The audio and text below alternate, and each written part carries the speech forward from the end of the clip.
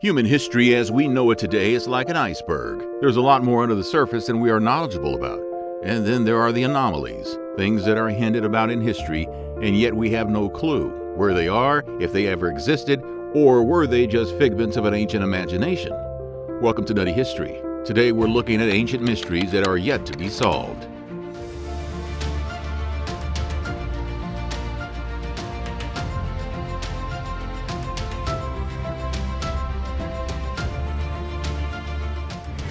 Where is Cleopatra's eternal beauty sleeping place? As Augustus's armies marched into the glorious city of Alexandria, the queen, who had wrapped the most powerful men of her time around her fingers, knew her time was up. She was aware that Julius Caesar's heir, Augustus, would not treat her well in any way. Because of the fact that her son Caesarion was the son of Caesar, she had threatened Augustus's claim as Caesar's heir. It is hard to say that if the snakebite that ended her life was a voluntary act, or if it was a case of elimination. But one thing is for sure, Augustus was disappointed he didn't get to arrest Cleopatra alive and parade her in chains on the streets of Rome like he had dreamed of. According to ancient writers, Cleopatra instead was buried with her lover Mark Antony, who met a fate not different than hers. Their remains were interred in a mausoleum. Sadly, the location or name of that mausoleum is lost to time, or it was always intentionally kept secret to save Cleopatra's dignity from grave robbers. For the last 15 years, a team of archaeologists has been excavating the submerged site called Taposiris Magna, near the ancient city of Alexandria. The temple is dedicated to goddess Isis and her husband Osiris. When Cleopatra rose to power in Egypt, she was the first Ptolemaic ruler to actually put an effort to connect with her Egyptian subjects by using the propaganda that she was the reincarnation of goddess Isis herself. Interestingly, Taposiris Magna is also built in reflection of Greek architecture and not ancient Egyptian. Archaeologists have also found remains that date back to the time of Cleopatra, including a hoard of coins minted during her reign. However, not everybody in archaeology shares the enthusiasm of the team exploring the temple. According to over a dozen experts on Cleopatra, the evidence discovered at the temple does not support the theory that Cleo and Mark were buried at Taposiris Magna. In fact, most scholars suggest that the odds of finding her tomb are slim. It is more likely that Cleopatra must have been buried within Alexandria, and it is highly probable that her tomb has been lost under the sea after the city sank. There's also a high likelihood that her tomb was robbed during antiquity, or worse, destroyed. However, if found, the tomb of Cleopatra may contain written records that could change history as we know it. Almost the entirety of our knowledge of Cleopatra and her reign comes from ancient Greek and Roman literary sources, written after her death and inherently hostile to the Egyptian queen. We do not have much evidence revealing the Egyptian perspective on Cleopatra, and thus her side of the story can shed new light on the end days of ancient Egypt and what she had to say in her defense. Honorific reliefs on the temples that Cleopatra built and votives dedicated by her subjects give us a very different view of her from the Roman propaganda. Maybe there's more to the history than we know. Where's the Ark? An ornate gilded case that needed 4 people to lift it and is the basis of the faith of billions of people across the globe was built somewhere around 3,000 years ago by the Israelites to store the stone tablets that have the 10 Commandments inscribed on them. Biblical accounts describe the ark as large, about the size of a 19th century seaman's chest, made of gold-plated wood and topped with 2 large golden angels. It was carried using poles inserted through rings on its sides. According to the Old Testament, the ark was kept in the Temple of Solomon until the Babylonians conquered Jerusalem in 586 BC.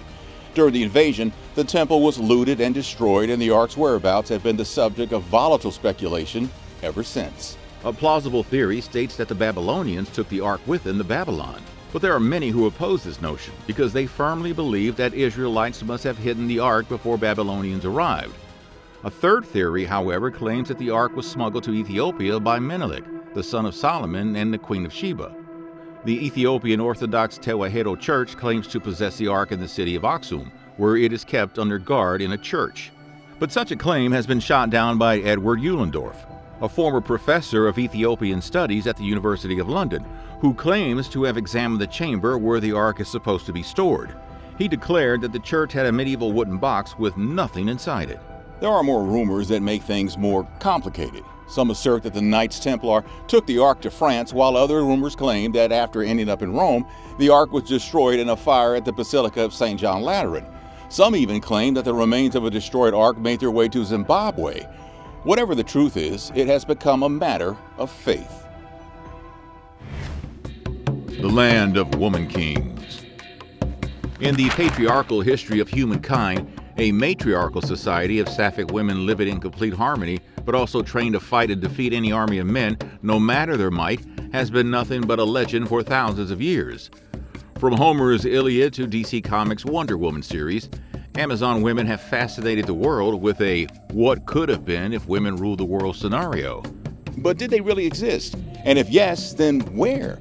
The 8th century BC poet Homer was the first to mention the existence of the Amazons. Set 500 years earlier, during the Bronze or Heroic Age, Homer referred to them in the Iliad somewhat curiously as Amazons, either meaning antagonistic to men or the equal of men. More stories made them part of the Trojan War and gave them an important role in the foundation of Athens City, elevating their status as a legend. But were these women real? A growing body of archaeological evidence shows that legends about the horseback riding, bow-wielding female fighters were almost certainly rooted in reality. Outside Pokrovska, a remote Russian outpost in the southern Ural steppes near the Kazakhstan border, a joint U.S.-Russian team of archaeologists made an extraordinary discovery while excavating 2,000-year-old burial grounds in the 1990s. In 2019, the remains of 4 female warriors buried with a cache of arrowheads, spears, and horseback riding equipment in a tomb were again discovered in western Russia. This is where the stories of Herodotus placed the Amazons. These women were identified as Scythian nomads who lived in egalitarian society and were interred at a burial site some 2,500 years ago near the present-day community of Devitsa. The women ranged in age from early teens to late 40s, according to the archaeologist. And the eldest of the women was found wearing a golden ceremonial headdress, a calathus engraved with floral ornaments, an obvious indication of stature. But were they truly the Amazons? The evidence found until now strongly indicates a lot of similarity between fact and legend, but the truth has yet to be confirmed. Where rests the Khan of Khans? You'd think the man who unified the nomadic Mongols in a mighty empire and then stretched that empire from the Pacific Ocean to the Caspian Sea must be buried in the most magnificent and grand mausoleum to commemorate his life. But Genghis Khan didn't want people to ogle his grave and make TikToks around him while he would try to rest for eternity. Instead, he wanted to be buried in complete anonymity. But why?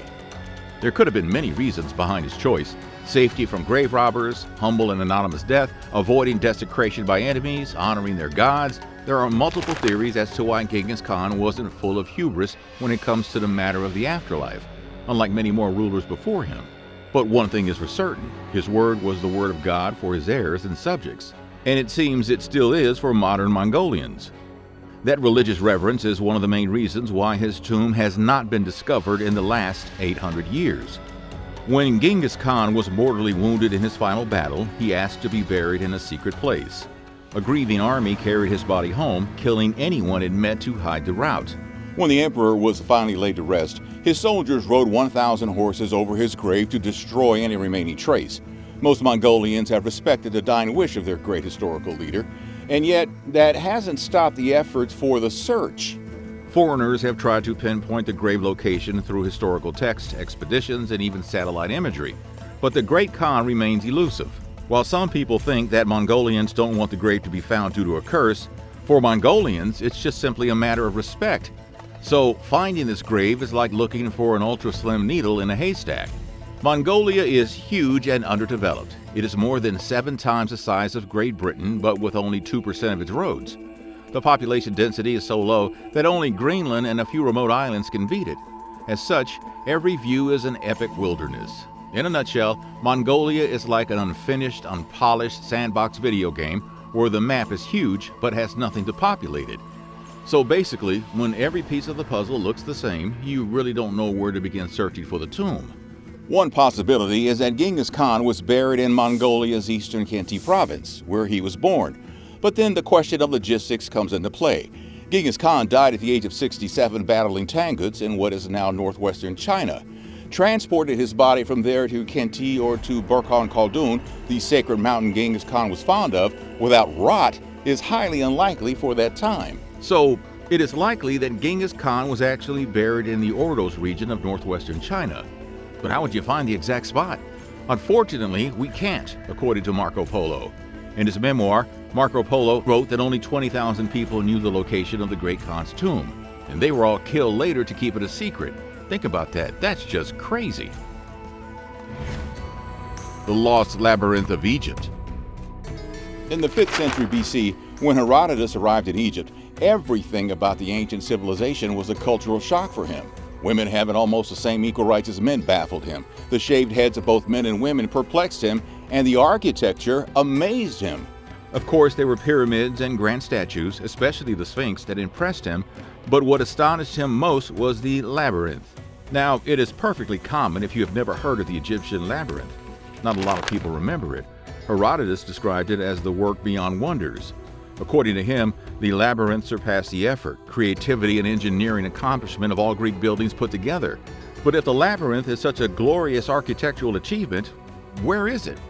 Herodotus' labyrinth was actually a grand temple containing 3,000 rooms full of hieroglyphs and paintings. But today, there is no trace left of it. Now, if you dabble in history on a regular basis, we all know that Herodotus' image as a historian has often been put into question because of his often being an unfaithful narrator. However, the detailed and consistent descriptions of the labyrinth from multiple sources indicate that this place must have existed and could be hiding underneath the desert. During the 20th century, a lot of efforts were made to detect its location, including the latest Mataha expedition. Despite that, the temple remains elusive and is one of the biggest ancient Egyptian mysteries that, if discovered, could rewrite ancient Egyptian history. Tell us in the comments which other history mysteries would you like to know about next. Thanks for watching Nutty History. Make sure to smash that like button and be back for the next video. I'll be right here.